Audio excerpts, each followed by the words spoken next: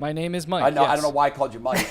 Yesterday I called Mike Anthony. Right. It happens to the best of us. Yeah. He calls me Earl all the time. But I just want to remind everybody, as the weather gets colder, the NFL offers Stay Hot on FanDuel. Right now, new customers can get $150 in bonus bets with any winning $5 moneyline bet. That's $150 if your team wins.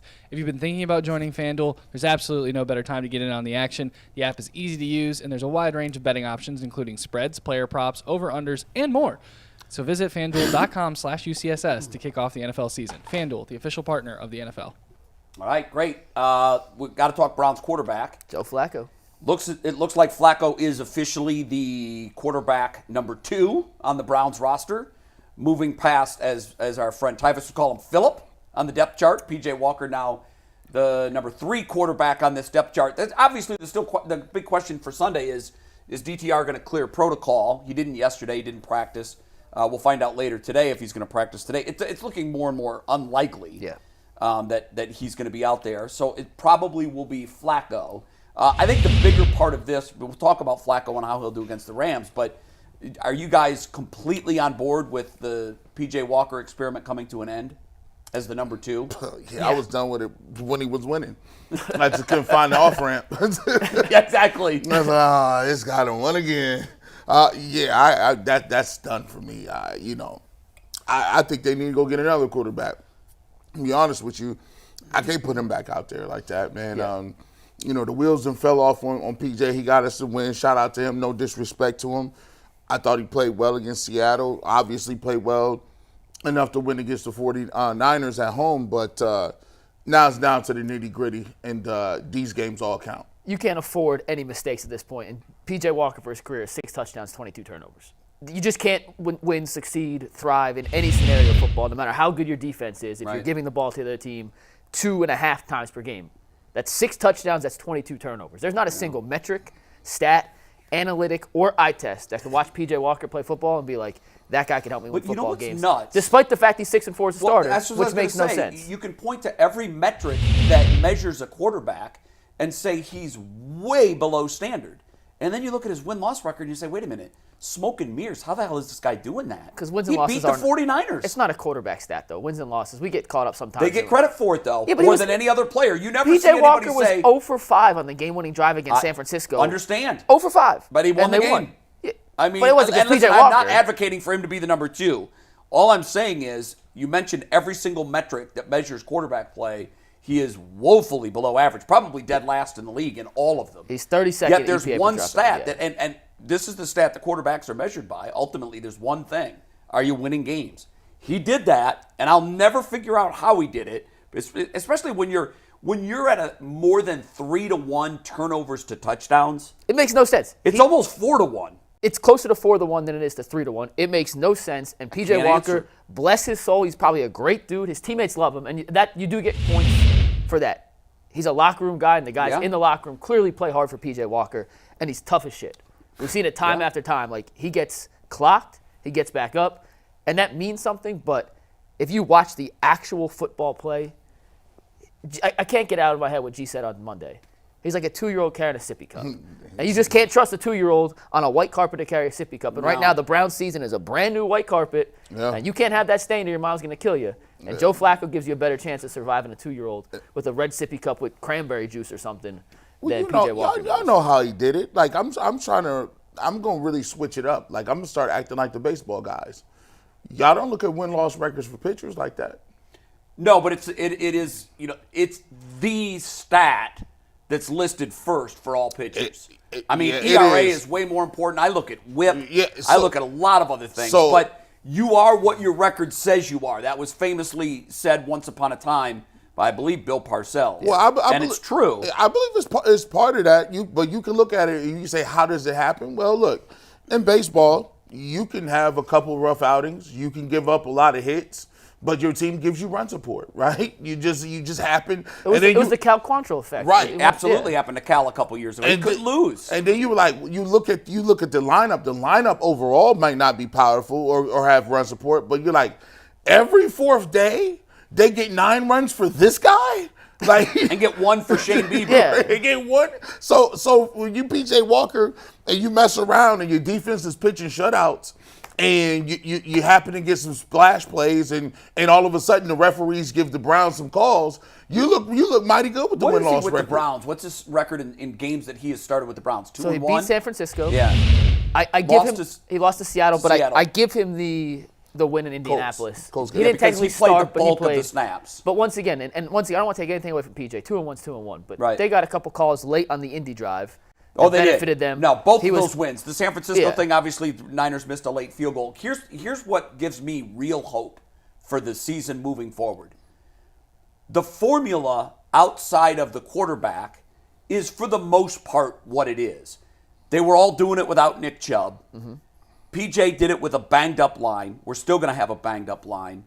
The defense is still there. Yes, there are some dings on that defense, but it's getting late. Everybody has those. To me, my silver lining in all of this is if PJ Walker, with everything else around him, can go 2-1, and the victories are against teams with winning records that are both in the playoff playoffs, hunts, yeah. I love their chances against Houston, Jacksonville, the Rams, moving forward with a Joe Flacco or at least DTR. He's proven if he's good enough to win with all these other moving parts, there's no reason DTR and Joe Flacco can't win as well. And if Kevin Stefanski wants to just do what he does, every other game he decides to throw the ball 50 times. I'm gonna tell you what, I'd rather have Joe Flacco throwing the ball 50 times than DTR and PJ Million Walker. percent. Because at least McNuggets, he's not gonna be fooled. Yeah. Like you're not gonna see when Joe Flacco's playing. Oh wow, what was he looking at? I didn't see that. That one, he really wants that throwback. You're not Right. gonna hear that. Like he might be checked down Charlie, but if you want to throw the ball 40 times, the game plan looks a lot better. I bet you Amari Cooper's excited. Well, and there's two things. So one, we had Leroy Hort on yesterday who said a veteran quarterback wouldn't get fooled by the Broncos showing 8 in the box and then just dropping a guy out. Right. And that's probably why, if Stefanski gave him a run-pass option, it was so pass-heavy. He got, I don't want to say confused because I don't know exactly what he was looking at, but the Broncos definitely deceived him into passing the ball more frequently than running. Joe Flacco's seen everything out of the book. He's been in the league for 18 years. He's You're not going gonna to fool him. He's not going to be disguised or fooled by that. Secondly, most normal people spend their afternoons doing stuff productively. Well, yesterday, I was waiting on my boy Jimmy to get in, so I watched 3 games of the All-22 tape from Flacco last year with the Jets. When he has time to plant his feet and throw the ball, he's still okay. Like, his arm strength isn't what it used to be in 2012 or 2013, but he's still got a good arm. He showed touch on some passes with the Jets. Numbers weren't great. His last touchdown pass was against the Browns. He didn't throw a touchdown in his final 2 games. What worries me about Flacco is as soon as he had to get off platform, if it wasn't a perfect pocket, if You're he in had trouble.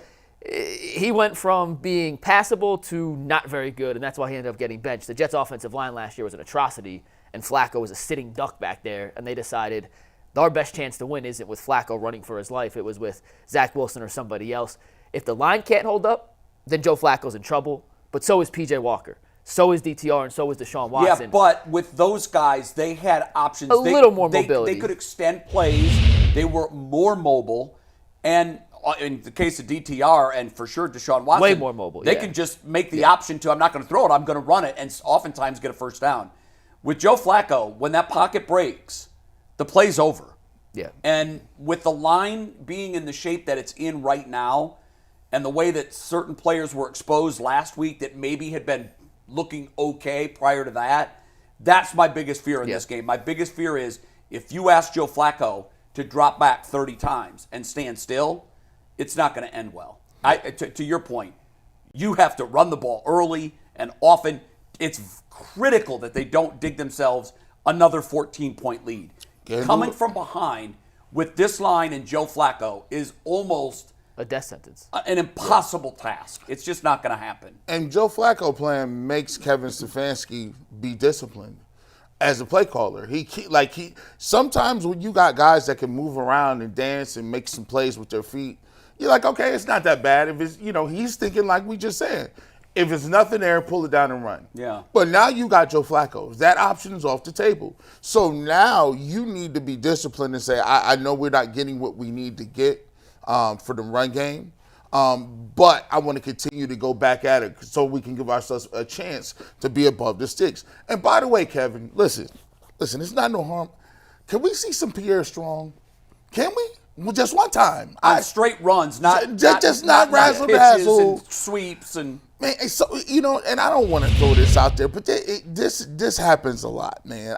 We know you drafted. We know you drafted him, right? Ford. We know you drafted Ford, right? There's so many times where Dale will go to they'll die on that hill because we drafted a guy, we thought he was going to be the backup for Nick Chubb, when obviously he has a bunch of negative plays. We put the graph up. Was it yesterday?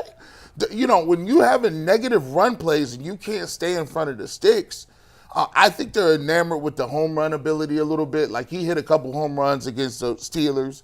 He ran against the Colts, Seahawks, right? So he's living on a prayer. He's living on his past, bro. Like he's living on them old press clippings. I would like to see Pierre Strong because I think he has a more conducive running style to what you got to do. And that's run the ball and stay ahead of the sticks. Ford was better against Denver. I mean, he averaged 7 yards a carry, yes. Which is what was so baffling as to why they didn't run the ball more in that game. One thing I am interested to see with Flacco versus DTR, or if it was Walker, Flacco can let it rip, but we know DTR from 3 feet away is throwing a 100-mile-an-hour fastball. Yeah. And that's led to, I don't want to blame it all on DTR or the receivers. It's some combination. Been a ton of drops the last couple of weeks. Way too Flacco many. throws a much more, I'll say, catchable ball, which probably isn't the right way to phrase it, but hopefully that helps Njoku more. Even Cooper's dropped a couple. Get them back on track. And one thing we haven't seen all season from the Browns, and G, if you can think of an instance when this happened, let me know. When if the Browns run a go route or some deep shot and got called for a pass interference on the other team? Is it like just like Well, we've Cortland only Sutton? run a handful of go routes. Well, Joe Flacco, maybe his best asset is underthrowing deep balls and having his receiver have to stop and get in the pass interference call. Yeah. If they don't at least dial up one, I'm going to lose my mind on Stefanski on Monday. Marquise Goodwin is still in protocol, Yeah, he right? didn't practice Did not yesterday. practice again No. yesterday. Well, I don't care who you send deep. Send someone. Mari Cooper, Tennessee, they got a pass interference. They did. He had to stop, and the Yeah. defensive back ran Yeah, into him. and that's what Joe Flacco has done for his career almost better than anyone else. It's not even a skill. It's probably just bad throws that have worked out in his favor. But I need to see them try to go deep, at least stretch the defense so that they're not putting 8 guys in the box Keep them again. honest, even if you're just wasting a play. Throw it out of bounds. You You keep know, an uncatchable ball. I love to do that on 2nd and 1. Yeah. When you get that 8-9 yard pickup on first down, the playbook is wide open. You want to send a message to the back end of that defense that you're going to try to take the top off of it. 2nd and 1, 2nd and 2, dial up a long ball, keep them honest, keep the safeties from peeking into the backfield to try to help with run support. I don't know. I wish we had a guy that was a true deep threat. We don't have one. What is it more likely that you're going to see a game where Joe Flacco, you'd be like, oh my goodness, Joe Flacco's balling, or oh goodness, this is bad? Yeah. Which is more likely? That he's balling, because I went back to the Jets game and watched the highlights. I didn't watch the all-22 or the whole game. I watched the highlights, and what I saw from the highlights of that game, it was great. Joe Flacco can still throw a really good deep ball. Yeah. And he made great decisions. He saw where the Browns defense was in a breakdown before it happened, just by their alignment.